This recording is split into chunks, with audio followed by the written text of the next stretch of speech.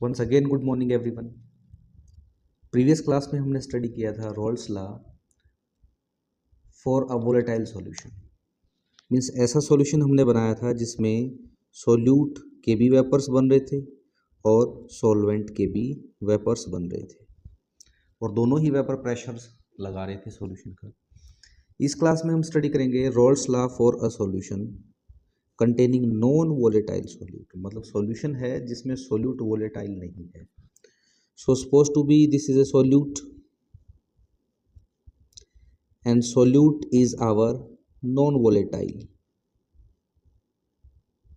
अगर हमारा solute non volatile है तो इसके वेपर्स नहीं बनेंगे।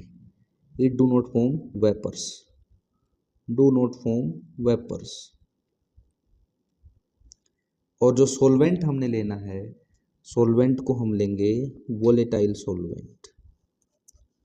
This is our solvent and solvent is volatile.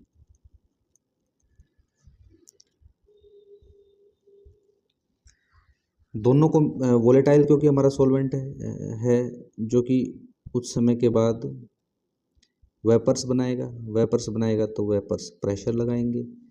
सो हम इसको क्या कहेंगे, that is vapour pressure of the pure solvent, P note solvent.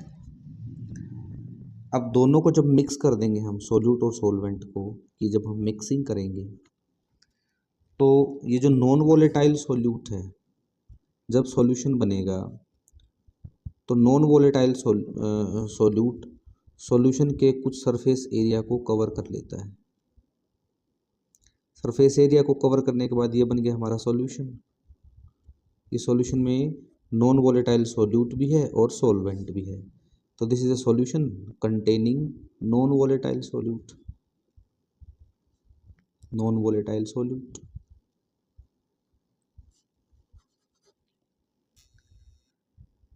चूंकि सोल्यूट नॉन वोलेटाइल है और उसने सॉल्यूशन के कुछ सरफेस एरिया को कवर कर लिया, इसलिए सॉल्वेंट के मॉलिक्यूल पहले के कंपैरिजन में कम वेपर्स बना पाएंगे।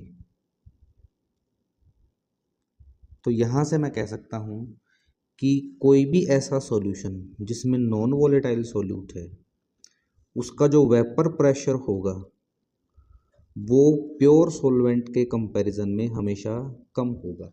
अब यहाँ पर मैं मान लेता हूँ कि जो प्योर सॉल्वेंट हैं उनके वेपर्स हैं सपोज टू बी 2, 4, 6। तो इसका जो वेपर प्रेशर है प्योर सॉल्वेंट का, जब इसमें हमने सॉल्यूट ऐड नहीं किया, तो ये हमारा सपोज टू बी 6। लेकिन जैसे सॉल्यूशन बनाया हमने, सॉल्यूट ने कुछ सरफेस एरिया कवर कर लिया सॉल्यूशन का, सो वेपर्स कम बने। वेपर्स कम बने तो वेपर प्रेशर पहले से कम हो गया, सपोज टू बी 1, 2, 3, 3 वेपर्स हो गए। तो ऐसा सॉल्यूशन जिसमें नॉन वोलेटाइल सॉल्यूट होता है उसका वेपर हमेशा डिक्रीज हो जाता है, लोअर हो जाता है। किसके कंपैरिजन में? प्योर सॉल्वेंट के कंपैरिजन में। इसी को हम कहते हैं lowering of vapour pressure. So a solution containing non volatile solute, कोई भी ऐसा सॉल्यूशन जिसमें सोल्यूट नॉन वोलेटाइल है, उस सॉल्यूशन का जो वेपर प्रेशर है हमेशा लोअर, कम होगा as compare to pure solvent के। प्योर सॉल्वेंट के कंपैरिजन में उस सॉल्यूशन का वेपर प्रेशर हमेशा कम होगा। इसी को कहते हैं हम लोअरिंग ऑफ वेपर प्रेशर। अभी भी हमने एग्जांपल लिया कि जो प्योर सॉल्वेंट था हमारा, उसका वेपर प्रेशर था सपोज टू बी 6, और जब हमने सॉल्यूशन बना दिया नॉन वोलेटाइल सोल्यूट डाल के, तो उसका वेपर प्रेशर कितना आया? वेपर प्रेशर हमने अज्यूम कर लिया 3। तो कितना वेपर प्रेशर कम हुआ? तो 6 माइनस 3, वेपर प्रेशर कम हुआ 3 का। तो जितना कम हुआ उसको हम कहेंगे लोअरिंग ऑफ वेपर प्रेशर। भी 3 का वेपर प्रेशर कम हुआ। और ये 6 क्या है? 6 है vapour pressure of the pure solvent. और ये 3 क्या है? Vapour pressure of the solution. तो 6 की जगह लिख सकता हूँ vapour pressure of the pure solvent minus 3 की जगह लिख सकता हूँ vapour pressure of the solution. So lowering in vapour pressure हमेशा किसके बराबर होगा? Vapour pressure of the pure solvent minus vapour pressure of the solution. तो सॉल्यूशन में सॉल्यूट जो है वो हमारा नॉन वोलेटाइल है। तो जो सॉल्यूशन बनेगा, this is the vapour pressure of the solution, vapour pressure of the solution, या मैं इसको कह सकता हूँ सॉल्यूशन। अब देखिए सॉल्यूशन जो का जो वेपर प्रेशर वो किसकी वजह से, सिर्फ सॉल्वेंट की वजह से, क्योंकि सॉल्यूट के तो वेपर बनते ही नहीं। सो मैं कह सकता हूँ कि vapour pressure of a solution containing non-volatile solute is directly proportional to the vapor pressure of the solvent।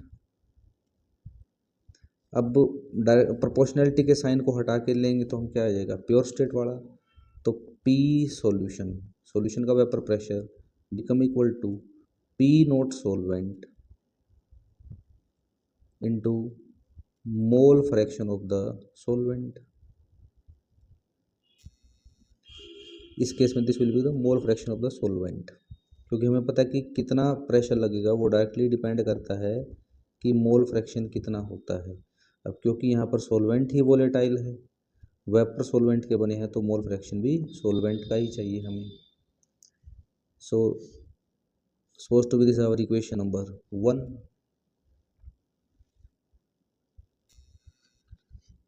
यहाँ से P solution, vapour pressure of solution, इसको यहाँ ला के डिवाइड कर देता हूँ। P naught solvent, vapour pressure of the pure solvent is equal to mole fraction of the solvent आ गया। That's suppose to be this our equation number 2। Equation number 2 की दोनों साइड को मैं 1 से सब्सट्रैक्ट कर देता हूँ। तो 1 minus P solution divide by P naught solvent is equal to 1 minus mole fraction of solvent. 1 minus mole fraction of solvent हमेशा बराबर होते हैं मोल फ्रैक्शन ऑफ सॉल्यूट के।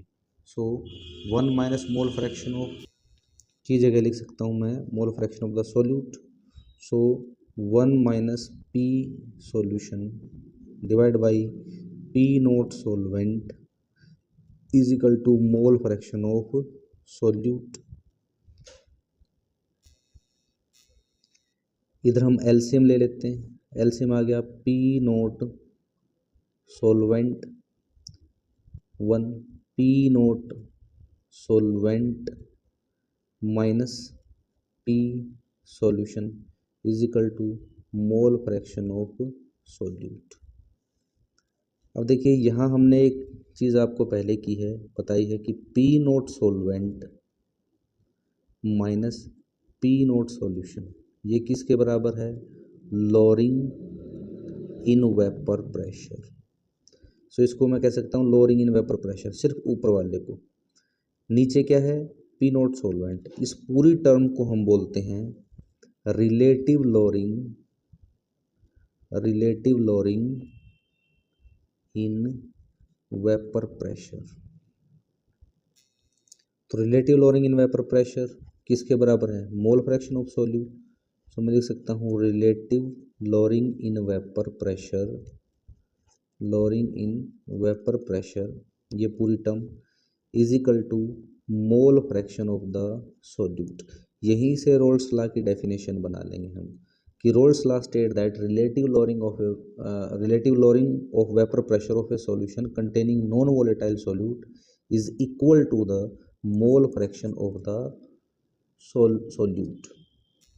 इसे हम रोल्स सेकंड लॉ भी कह सकते हैं।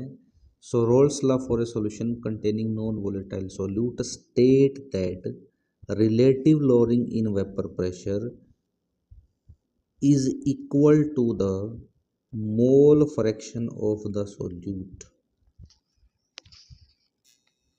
सपोज टू भी हमारे पास एक प्योर सॉल्वेंट है और इस प्योर सॉल्वेंट का वेपर प्रेशर जो है वो मैंने अज्यूम कर लिया, suppose to be it is 437। Vapour pressure of this pure solvent is 7। तो मैं इसको लिख सकता हूँ P naught solvent is equal to 7। अब इस सॉल्वेंट में मैंने सॉल्यूट ऐड कर दिया, नॉन वोलेटाइल सॉल्यूट, और इस सॉल्यूट के मैंने ऐड किए सिर्फ 2 मोल। इस सॉल्यूशन में सिर्फ 2 मोल हैं सॉल्यूट के। और सोल्यूट कैसा है, नॉन वोलेटाइल। तो सपोज टू बी इसके जो वेपर बने वो वेपर बन गए, suppose to be this is 5। तो इस सॉल्यूशन का जो वेपर प्रेशर है हमारा वो कितना हो गया 5। तो लोअरिंग इन वेपर प्रेशर कितनी होगी, 7 से कितनी होगी 2, 2 वेपर प्रेशर कम हो गए पहले से। अब अगर मैं दूसरा सॉल्यूशन बना लेता हूँ इसमें और सोल्यूट फिर से नॉन वोलेटाइल ही डाल देता हूँ, लेकिन 2 की बजाय अब की बार मैंने 4 मोल डाल दिए इसके, मीन्स अमाउंट जो है नॉन वोलेटाइल सोल्यूट का मैंने बढ़ा दिया।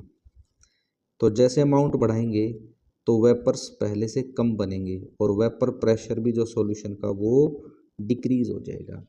तो जितना ज़्यादा आप नॉन वोलेटाइल सोल्यूट का अमाउंट डालोगे सॉल्यूशन में उतना ही कम वेपर प्रेशर होगा, या कहें कि relative lowering of vapour pressure उतनी ही ज़्यादा हो जाएगी। इसीलिए हम कहते हैं कि relative lowering of vapour pressure जो है हमारी कोलिगेटिव प्रॉपर्टी है। कोलिगेटिव प्रॉपर्टी वो होती हैं जो अमाउंट पे डिपेंड करती हैं।